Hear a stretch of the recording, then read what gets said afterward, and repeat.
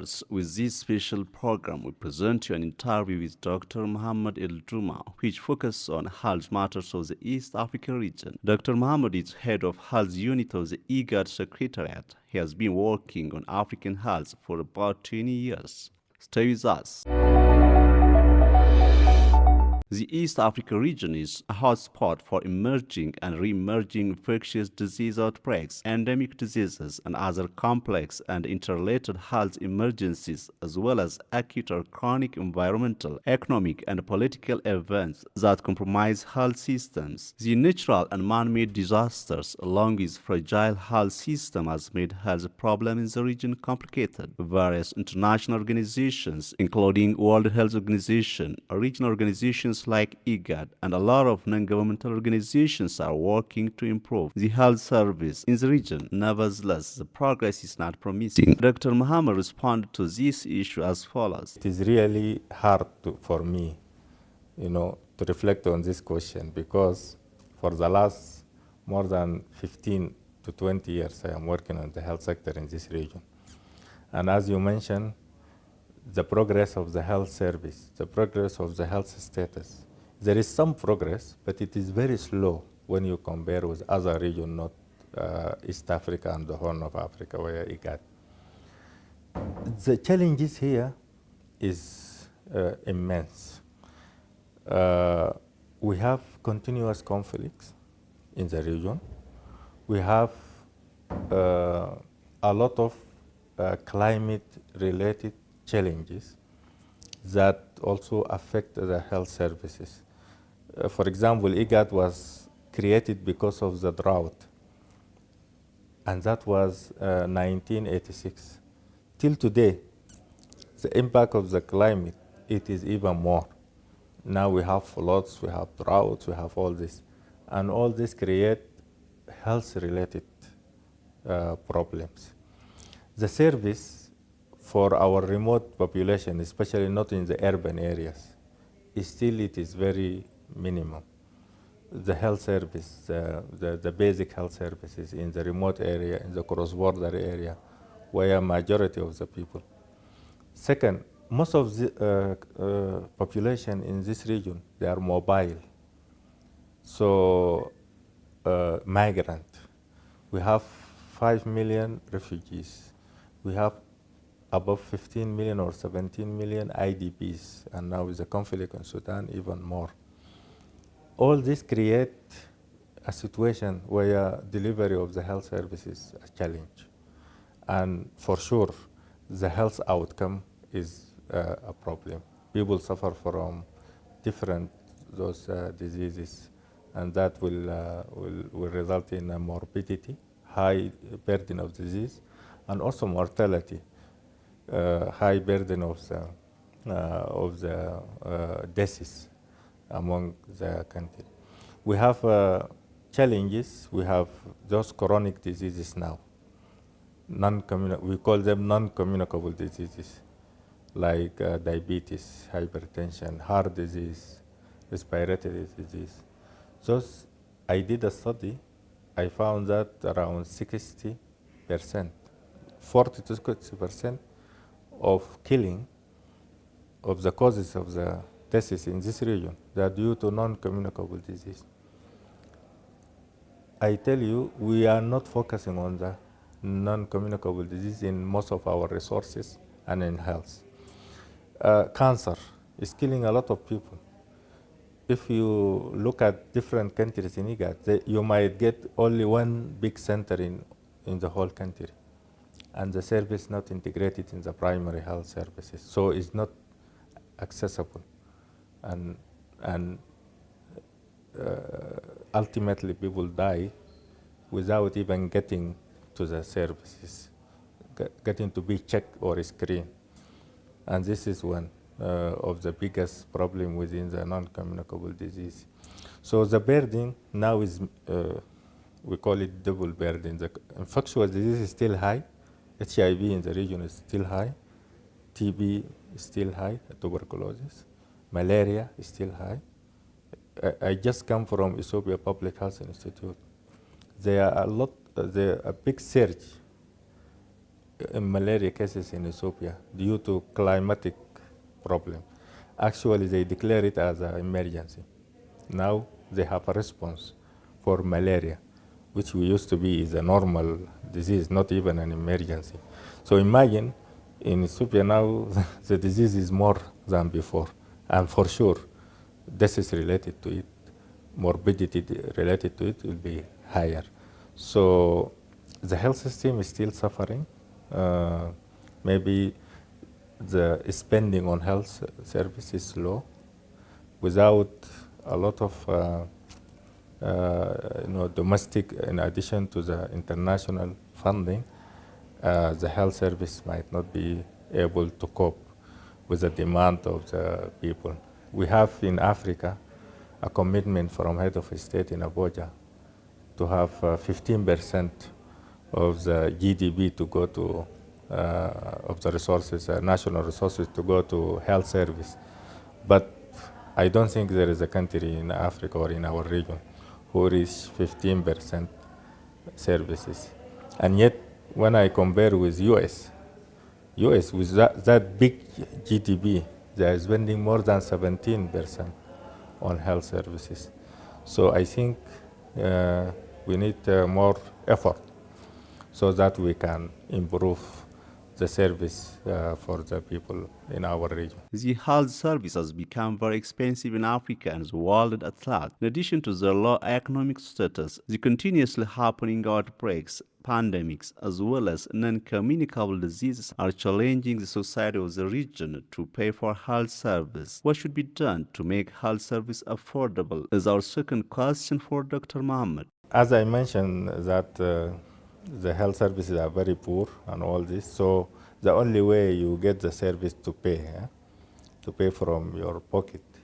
And we have an indicator on spending on health services. If the government is spending low, if you have a 100%, so if the government is spending 20%, the rest of the 80% should come automatically from the private sector. And that means people will out of their pocket to get the service. For example, I mentioned one case of cancer.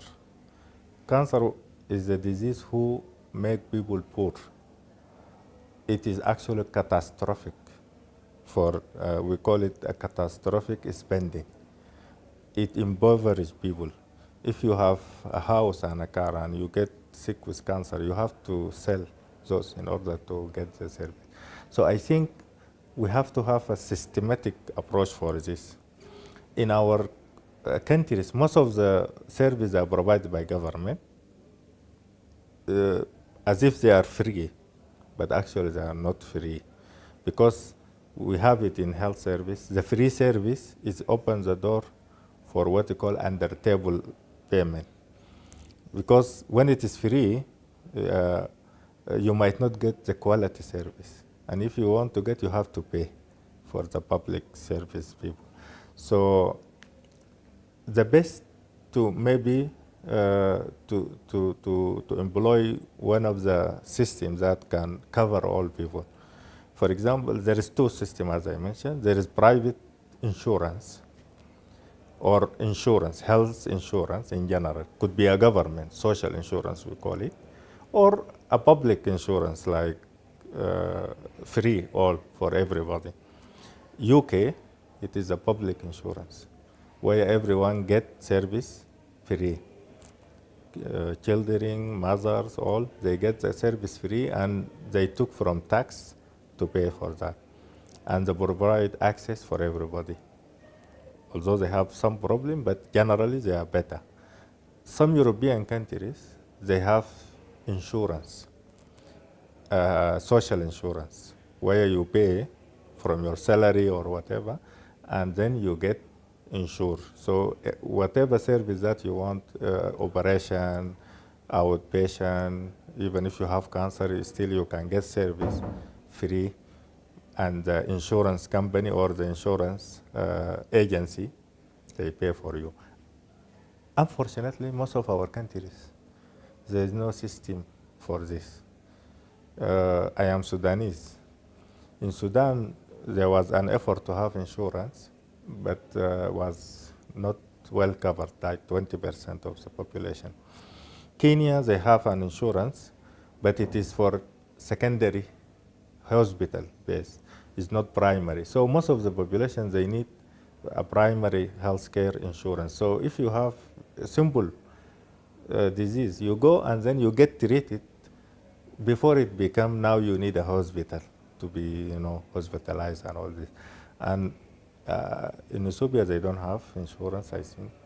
And Uganda, unless it's small private, but there is no scale, large scale insurance, and even South Sudan and Somalia.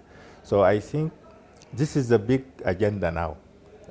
Last year, there was a declaration in UN General Assembly about universal health coverage.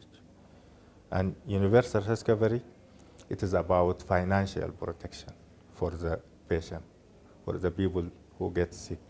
You have to protect them while they are seeking health care. So you have to have someone to pay for them. Government, if it is public or private, or even social, could be government still, social insurance. That is how you reach universal health coverage.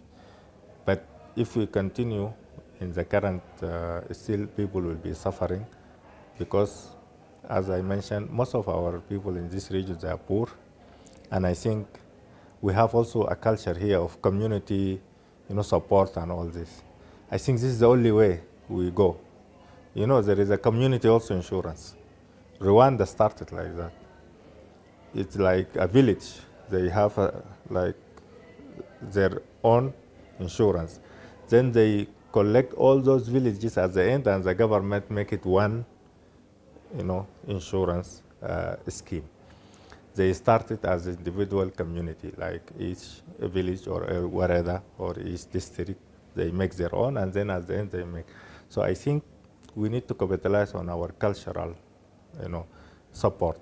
Usually in the community we support each other, and I think that is where we now move to have this in the health sector, because health sectors and education, those are the most important for the generation to come. If we want really to develop, and especially in Africa and in this region, we are a useful population. Most of the population, they are youth, and we need them to be healthy in order to push the development in this region and to contribute to the economic development in the region. But if they are not healthy, if they are not able to get to school, I don't think we need a long time in order to move forward.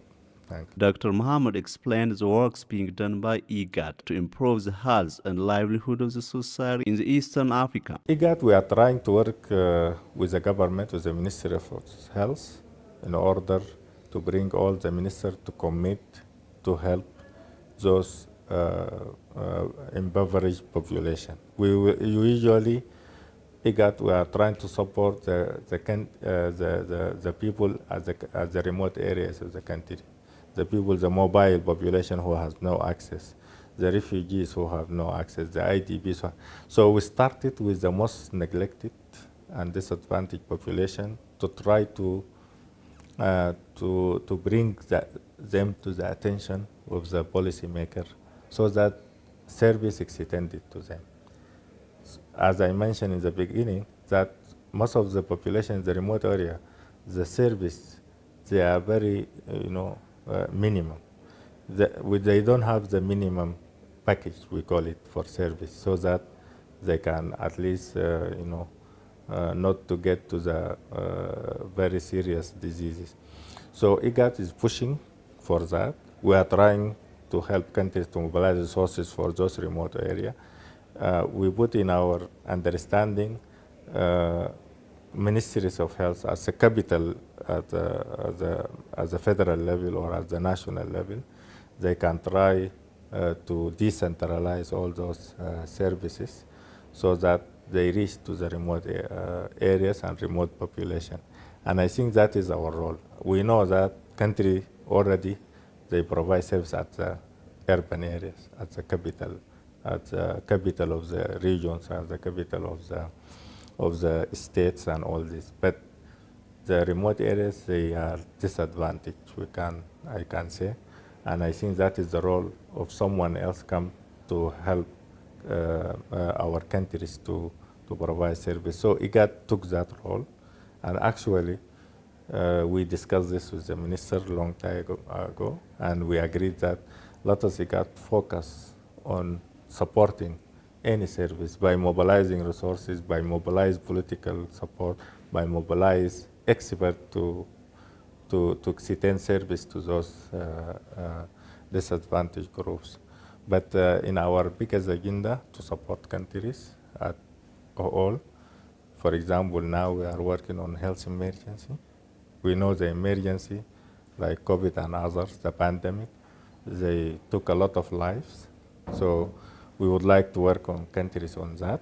This is one of the most important things. We are establishing a center of excellence for cancer in Addis. And by that, we want to have a center of excellence for cancer to support all countries by referral. If Ethiopia, Kenya, they have cases, they can refer it to this center. Technical assistance to all countries, research, and all this will be here like center of excellence to support countries on non-communicable disease. We are pushing for that. And also we are supporting on the communicable diseases, on TB and HIV and malaria. We try to support countries. We have a big center on nutrition in Nairobi, and through that we want to support. Nutrition is one of the most important elements in health. If you are malnourished, your immunity will be low, and you will be subjected to a lot of diseases. So I think focusing on the feeding and nutrition and all this, it will be one of the most important things can take this region. And I mentioned drought and the problem of the floods, which reduce the food production and let people vulnerable for malnutrition and undernutrition and all this. So we thought this is a priority for us. We can support countries in this endeavor, and that can help now in improving of the health status of the countries. We are trying to support all the countries who has weak health system, like South Sudan and Somalia especially. We are supporting their system strengthening. Without strengthening the health system, we will not be able to address even the emergencies now we are facing. We don't want to see another COVID in the near future.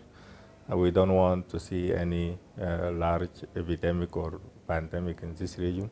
The problem we have endemic, some outbreaks are endemic, like cholera, like Rift Valley fever, like yellow fever, like we have Ebola in Uganda.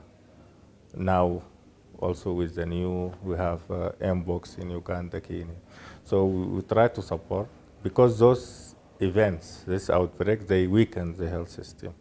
They disrupt the provision of service. So if we help them in combating those, and thank God that we are getting some resources from the bank, we are getting some resources from what is called pandemic fund, so that we support all this, in addition to the regular services delivery. That is how we try in IGAD to support all our countries. The Ethiopian Public Health Institute is working hard to respond to health emergencies that could happen in the country. The institution also undertakes disease surveillance assisted with necessary laboratories. Asked about the status of the Ethiopian Public Health Institute, Dr. Mohammed responded as follows. First, I would like to say that I was very proud when I visited the Ethiopia Public Health Institute that this facility actually is extraordinary outstanding facility in our region, in IGAD. I took delegates from other 6 countries that are not IGAD. We have Kenya and Ethiopia, but we have other Malawi, Zambia, Rwanda, Burundi, DRC, and STB, that's Sao Tome Principle. They are not IGAD countries. I was very happy to notice how Ethiopia Public Health Institute actually it is a top institute in the Africa, not only in and maybe can compete with some other global institute, public health institute. So I think Ethiopia made a significant progress. There was a presentation about how was, by the way, they are celebrating the 100 years this year. You see, it is not a young institute. It is an institute with a history, and they have their own, legacy that they are doing. So just before COVID until now, there is a remarkable progress in the capacity of the Public Health Institute in delivering preventive, public health services, especially for emergency. They have a very good emergency operation center. They are tracking all the epidemics and outbreak in this country. They are having like a center of excellence on the workforce development. They have a lot of workforce. They are integrating One Health. They have actually a unit coordinating all environment, animal health, agriculture, plant, water, all related to the One Health, all related to our outbreaks, because most of our outbreaks coming from those sectors for us. So it's really they are taking the lead, not only in Ethiopia, because they are the only institute in Ethiopia maybe, but in this region in IGAD and beyond. And I notice how other countries are willing to come back to get, some experience. And not only that, we as IGAD, we will support this institute to move even further, to improve and to build the capacity of the neighboring countries, especially IGAD countries, and even other countries. So Ethiopia Public Health Institute is really a facility, has all the capability to detect and respond to emergencies, especially here. They know what they are doing. I notice how they tracking the malaria cases. That's what I mentioned, malaria now in emergency. At least they were able to link even the meteorological data with the health data. And then they know how malaria is increasing. And not only they are doing response to reduce that, they have noticed how measles is increasing. They work on it until on campaign, vaccination, and all this until it comes down. So they are doing very well in detection, and they are doing very well in response. And I think that is exactly what each country would like from a facility like Public Health Institute in Ethiopia to provide, because at the end, diseases will come, they will never stop, but it is our ability to be prepared for them, to detect them early, and to minimize the impact by not them killing a lot of people, and also we respond effectively, and by that also we save money, and we save the economic impact of those, because if you have malaria will let people not go to school, not go to work. It has a big economic impact. People, they might not value that, but if you have a very good economic person, he can value that and make it in figures. so that you know how it is affect the economy of the country. So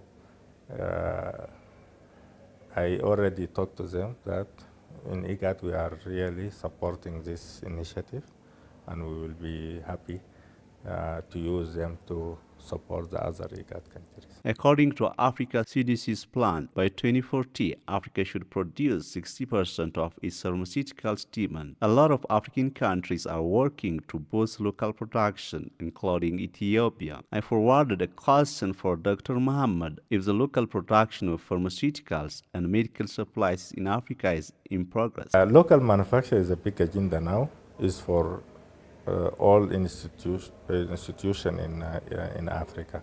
Africa CDC, they have that by 2040 we should have reached that we produce around 60% of our needs locally. It is a big challenge. It is not easy because it is a commitment, financial commitment, and also technology transfer. You need to have partnership with other giant, countries who produce or companies who produce. And but the good thing, I think, Ethiopia government, Kenya government, also in our region, they are taking bold steps towards manufacturing of at least vaccine, because we have seen the impact of those pandemic outbreaks and all this. For sure, it will help into the manufacturing with other products like medicine and other, but they put vaccine as a priority. So another team, I went to Ethiopia Public Health Institute, but another team went to the location where Ethiopia they are putting in the industrial park, where they are putting the building the facility for the vaccine. And I know from the project document there is a significant investment. Ethiopia they are investing close to 80 million to have this facility to produce after 4 or 5 years. And to produce, not only to bring and make refilling, but to produce vaccines and medicine. Kenya also, they're establishing a facility for vaccine also, and they're spending close to that figure, around 80 million. And I think this is that what I describe as a big step in this region. And IGAD will support in capacity building. We are building the capacity on good manufacturing, for those two countries. Not only on this, but in the future in creating markets. We call it market shaping, because once they have production, they need market. So we will, as IGAD, we will connect all our IGAD countries who are not producing to take their needs from those two countries. So like South Sudan, Uganda, Somalia, Sudan, and Djibouti, they might not have established this manufacturing, but we connect them with the market. So this is a regional role that we are doing in collaboration with our colleagues in the Ministry of Trade and others. So that will be really a support for this, at least, I know it for all the continent, for Africa, but at least for IGAD region, it will be a significant support. We might not need vaccine next time to bring it from Europe or from US and others. And I think this is now the real commitment and the leadership of those two countries, especially Ethiopia and Kenya, in moving forward on this manufacturing. We don't want to repeat the experience that we have during COVID, where we were waiting and other countries they are taking, and even they are not using, but they are not let us also to use it. And that was a very hard, very tough experience. We were having the money, but we are not able to access.